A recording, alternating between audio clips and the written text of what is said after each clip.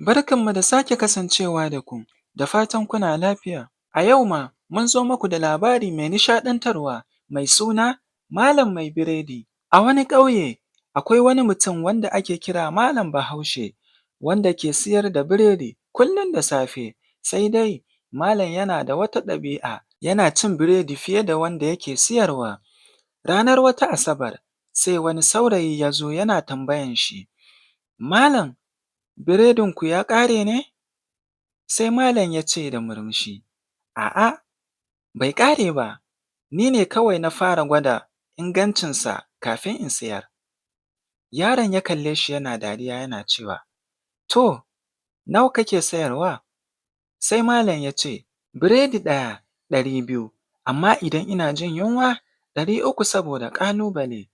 Rana ta gaba sai Malam ya je kasuwa yana ɗauke da biredi 10. A hanyarsa sai yara suka ƙwace masa suna gudu, shi ma a take nan sai ya bi su da gudu. Da Malam ya gaji da gudu sai ya tsaya, yana haki yana cewa, to ai kun taimaka min, da wannan zafin rana ba zan iya cin su gaba ɗaya ba. Da haka dai mutanen ƙauye suka saba da halin Malam Mai Biredi, dalilin kuwa shi ne sabida duk biredin da ke wurinsa sai ya ce sai ya gwada shi, har mutanen ƙauye suna cewa, to fa lallai in dai kana son biredi sai ka je wurin Malam, amma fa da wuri kafin ya gwada su duka. Da haka nake ce muku mun zo ƙarshen wannan labari namu mai gajeren zango, da fatan dai kun nishaɗantu na labarin Malam Bahaushe, wato Malam Mai Biredi.